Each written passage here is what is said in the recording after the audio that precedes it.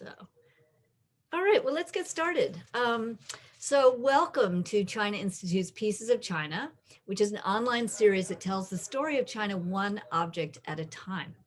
I'm Dinda Elliott. I'm the Director of Programs at China Institute, and I'm so delighted to have with us today one of the leading experts on Chinese antiquities, Denise Leidy, who is currently the curator of Asian art at the Yale University Art Gallery.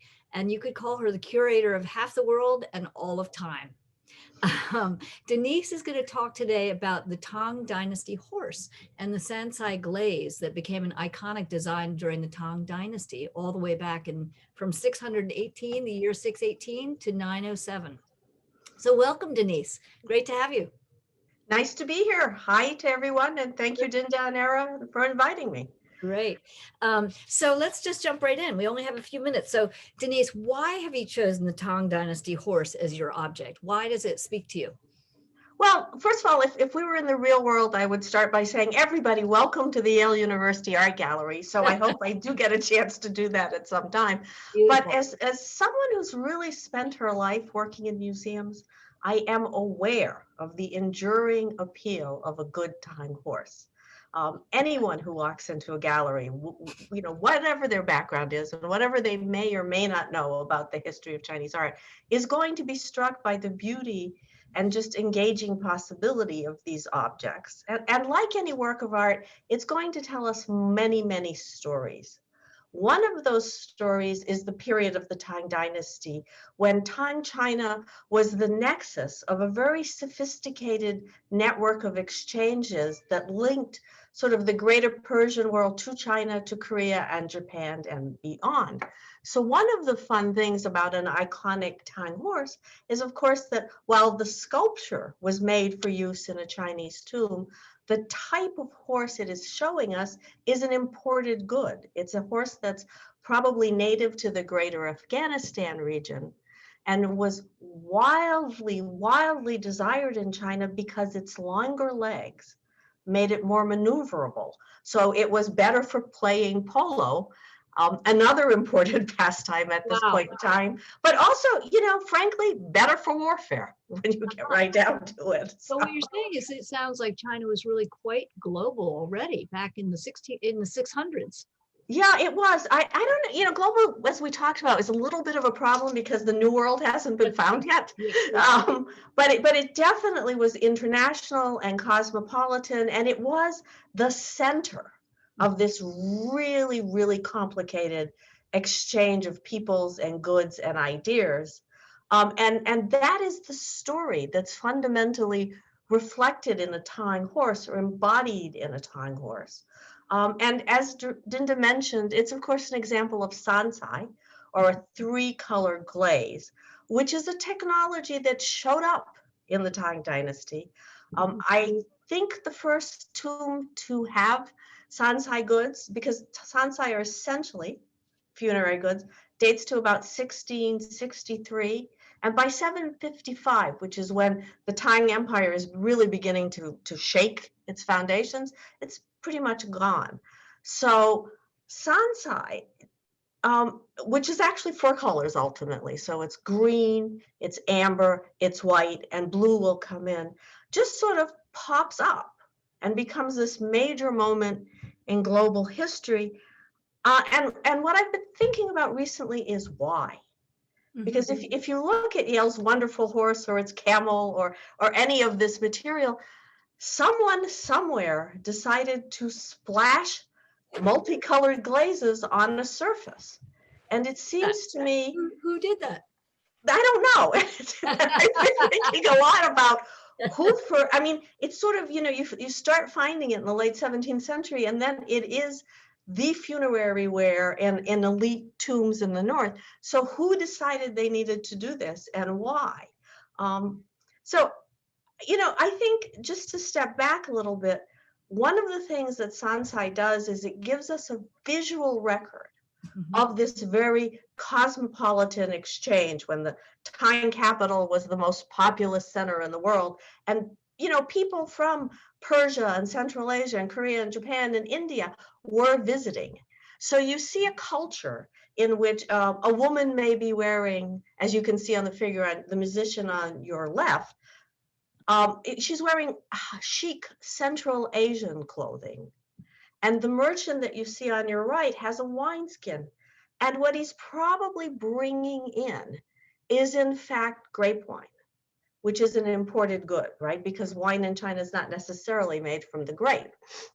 And then you look at even just sort of vessels for serving, in this case, probably a tray with cups and just a tray that once had cups for serving drinks. And those drinks could have been grape wine. And the shapes of these little cups and the fact that the tray is footed really are a reflection of the exchanges in luxury goods and how we were learning about each other by looking at each other's things. That is the hallmark of, or one of the hallmarks of Tang culture, and certainly a major story in Sancai. Can I just jump in to back up for a second? Did you say that really almost all of the Sancai objects were used for funerary purposes? That was the thinking, and you know, one of the cool things about being a sinologist right now is that Chinese archaeology has essentially rewritten the story that I so laboriously learned as a baby graduate student.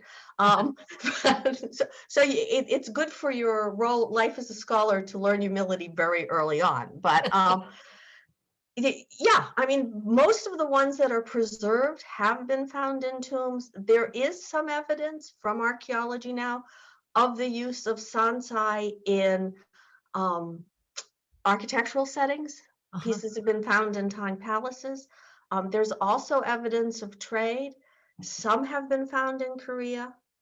More have been found in Japan, and they actually spurred a Japanese response, which is called Nara Sancai, and some were clearly found in the greater West Asian world, where they had a big impact on early Islamic ceramics.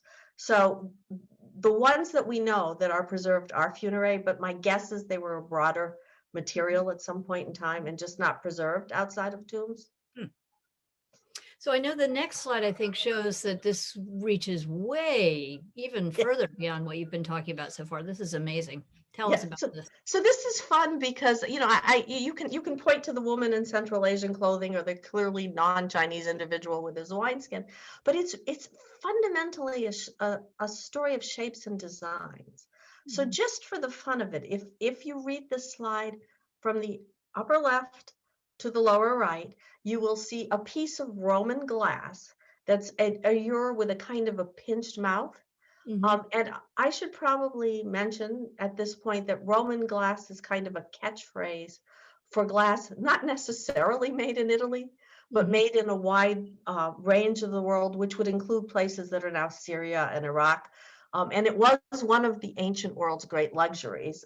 So you see this sort of classic Roman glass shape.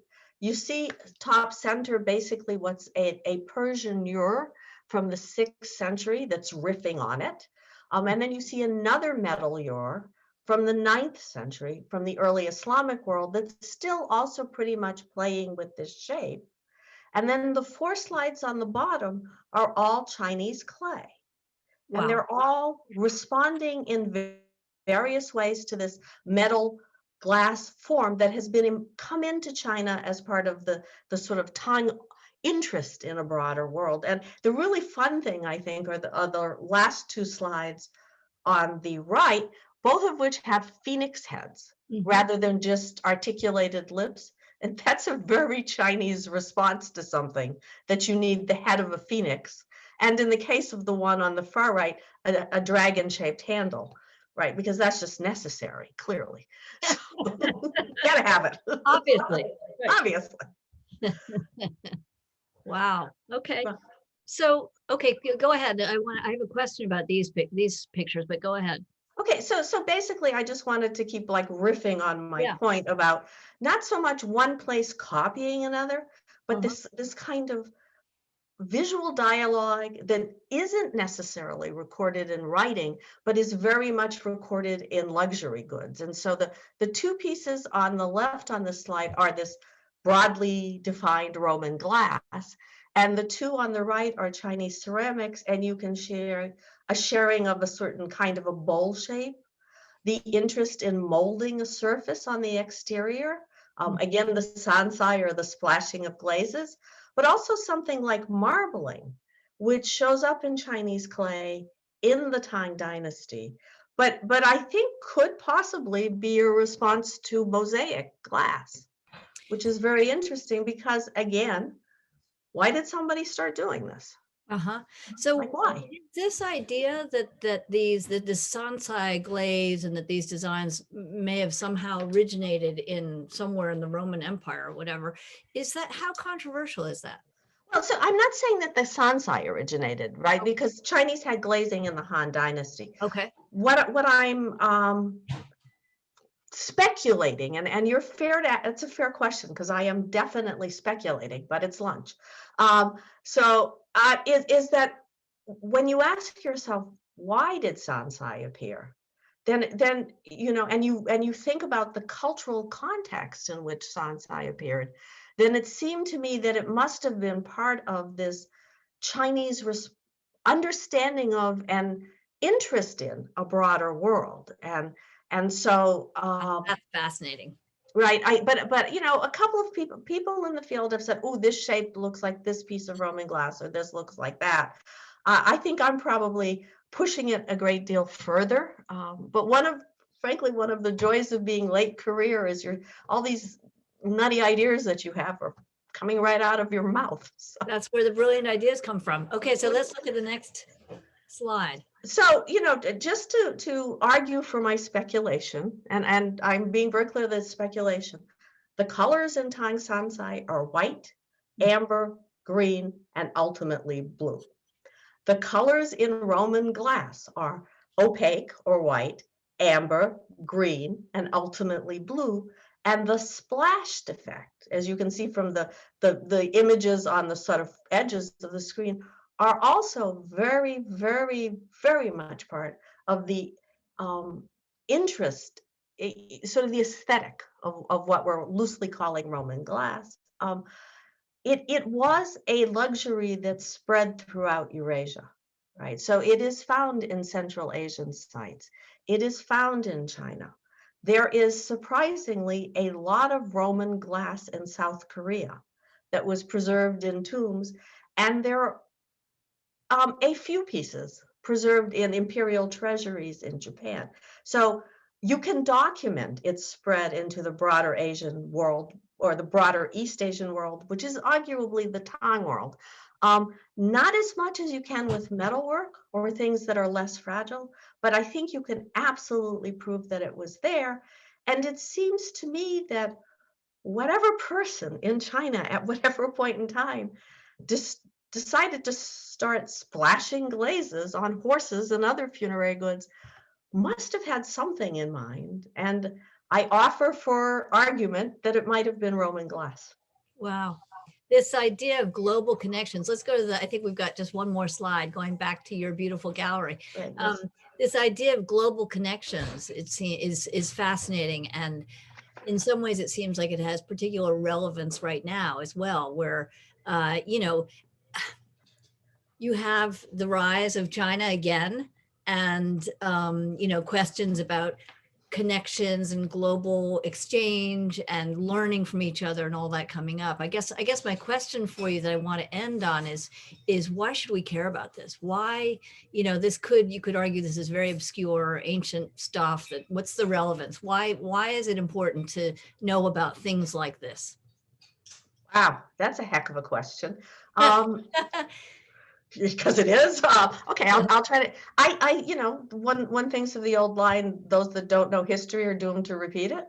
Yes. But I also find personally deep reassurance, both in the fact that humanity creates beauty wherever, but also that we've been aware of and interested in each other for so very, very long. Yes. And that, as we talk about globalization and we worry about politics and all kinds of things, there's always been this sort of lower level of humanity where we've been looking at each other and learning from each other and looking at each other's things. And I actually think that's the best argument for visiting museums, because you can explore the world at your leisure when you want to and learn anything you feel like learning. And there are really cool things to learn out there. Denise said it's so beautiful, the idea that politics may wax and wane, but there is this historically, there's always this undercurrent of kind of cultural, the idea of looking at each other and learning from each other is incredible.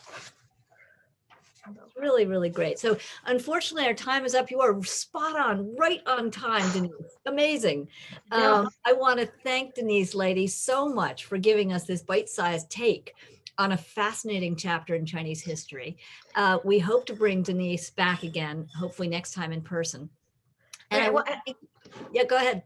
And thank you again for inviting me. And if anybody wants to argue with me about my speculation, you can find me at Yale. It's not hard. I'm not in hiding. Terrific. Terrific. So, and thank you all for tuning in.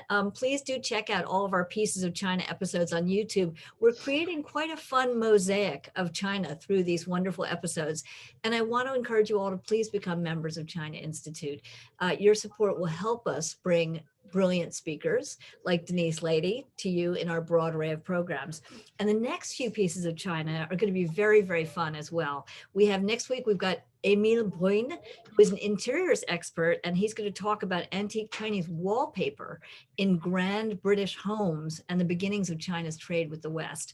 The week after that, we have art historian Peggy Wong is going to talk about Wang Guangyi's political pop work and challenge the way we look at Chinese art.